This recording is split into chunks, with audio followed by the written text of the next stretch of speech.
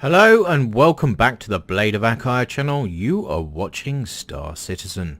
And in this video, we're taking a look at the little Buccaneer. So this one was stealth released into PTU 262. And I have to say, I quite like this little ship. It's marketed as being an interdiction ship, rough and tumble, kind of, or rough and ready kind of ship, no frills, easy to maintain, little versatile fighter. And, you can't argue with that. It's got a size 1 mount here, a size 3 mount there for a gimbal. We've got a missile rack here, size 3. We've got another missile rack over here, size 3. And again, a size 3 mount there, size 1 mount there. And on top, we've got a size 4 manned turret.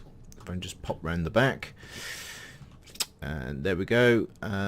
Spinal mount, size 4. Now, whether you need some kind of adapter on there which takes it down to a size 3 or not, I don't know. But essentially, I would have thought you could swap that out. I haven't tried it yet. Just because I haven't had the time, to be fair.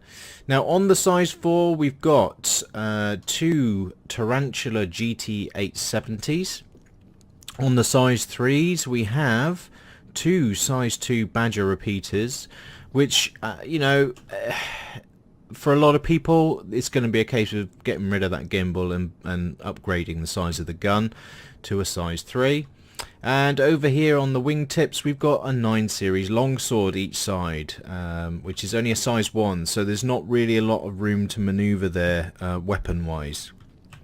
I can't see any coolers or anything like that on this ship, or any kind of power plant hot points or whatever. So what you can do upgrade-wise on this ship seems quite limited in terms of base equipment, although the weapon side of things is much more comprehensive. Like I said, we've got this size 3 missile rack, which is carrying 2 Nov P, which I can't remember the full manufacturer name for, Rattler 2s, and that's the same each side. And you see each warhead here has a subset of what's that? 1, 2, 3, 4, 5, 6, 7 warheads. Is that right? 1, 2, 3, 4, 5, 6. Yeah, it looks like 7 sub warheads. We've got quite a substantial landing gear here.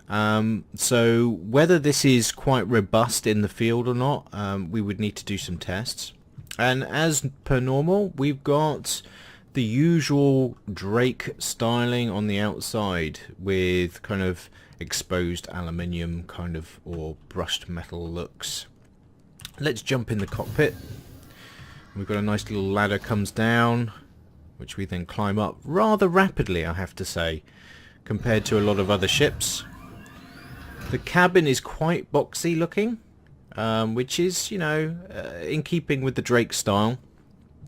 Inside the cabin, we've got the usual stuff, switches and gear and a compass even.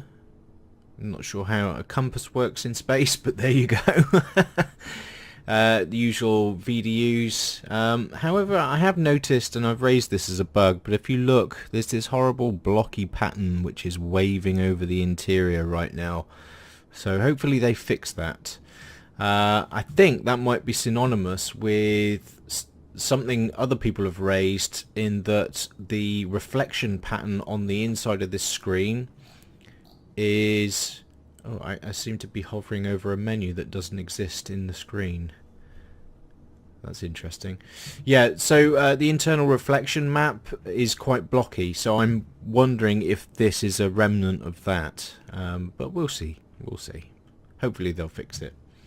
There's not a lot of room in here. We've got something that has a caution label on it right there, right next to us. So, and either side, in fact. So I would say this is like driving a motorbike with a spike on the handlebars. If you have a mishap, that's it. It's game over.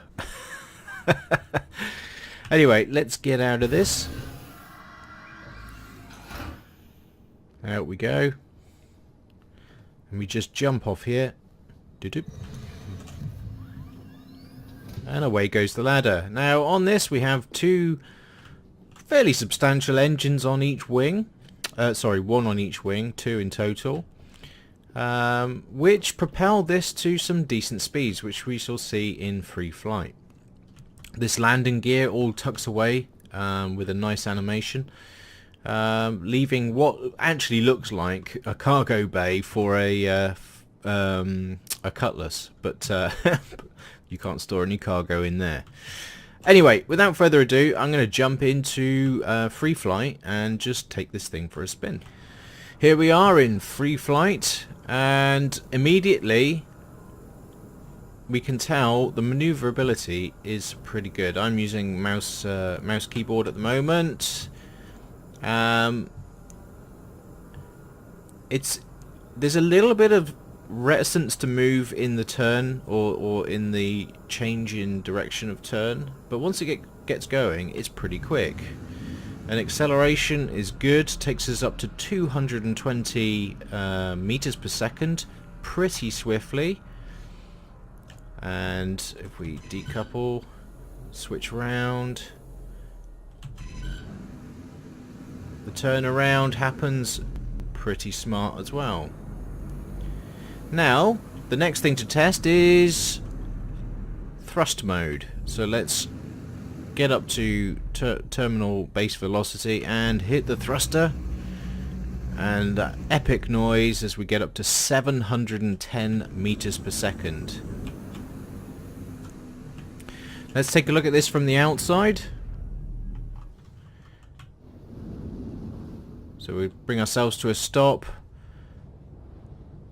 and let's get the lighting just right. In fact, what I'm going to do is get the other camera mode so we can switch things about a bit.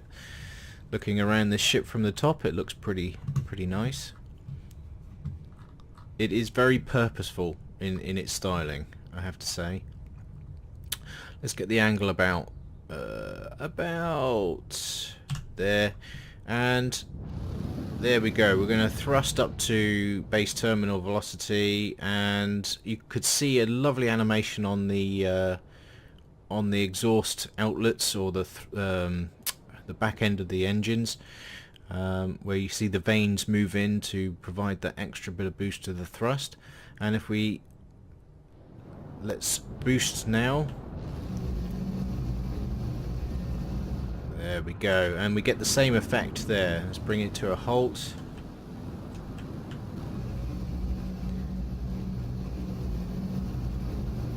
I think for me, one of the best things about this ship is that noise it makes. It's just all about engine. It's really nice. What's also very nice is you can see the maneuvering thrusters just giving off little jets there.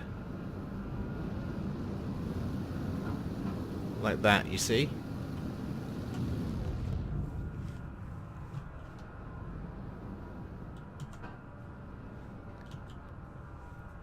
Now let's check out the landing gear.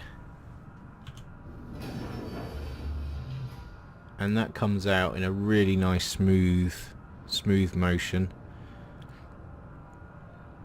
And put it away again. We boost back up to speed, and away it goes. Now for weapons.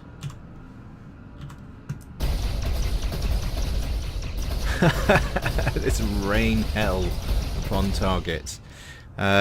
We do have gimbal, so I'm going to try and lock gimbal there. No, I don't know what's that man turret doing. Right, I think lock gimbal was defaulted then. Let's find, because some of these asteroids you can actually destroy. Let's go and find one and pull up here. I made light work of that and that. Yeah, This is a nice miniature gunship. That's what this thing is. This is a bigger one, so it won't destroy that.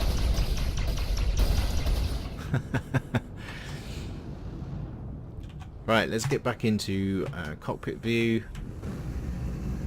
For some maneuverability around these rocks, see how well we do. I'm a bit rusty, haven't played that much lately. Right, let's get in here. There we go. Pretty adept through there. I'm using coupled at the moment, not constab. So you can pretty much fight your way through an asteroid field with the confidence that it's going to be pretty maneuverable. I mean, as always, you need to take it easy, take care, don't do anything too reckless even.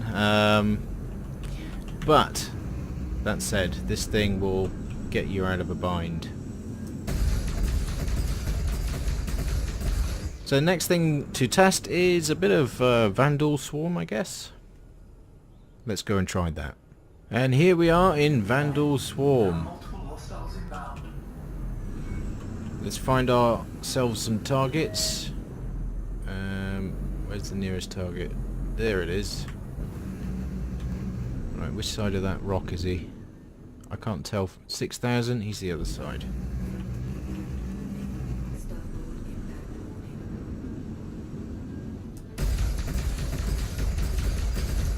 Let's try and take this guy down. The guns are all pretty good at hitting the same spot. You can see the pips are pretty close together. That's scratch one. Right, where's the next one? There he is.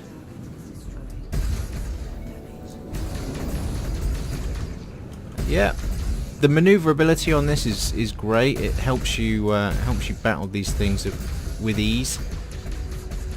Obviously, your own skill needs to be of a level.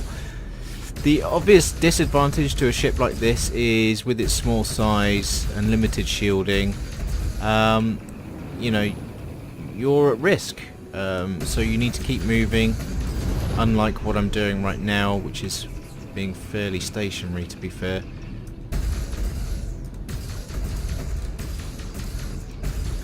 Try not to just spam the weapons continuously, because they will just overheat on you. And with the differences in weapons, you've got tarantulas and longswords and stuff. Some are ammo based and some are energy. You might want to change that for all energy, but whether the power plant can cope with that or not, I don't know. You would have to experiment, to be fair. So wave 1 dealt with very swiftly there. I'm not going to go through many waves, because that would just be boring. So this was a quick look at the Buccaneer. I hope you enjoyed this video. If you did, don't forget to hit like, share and subscribe, and I shall see you all in the next video. Thanks for watching, and bye bye for now.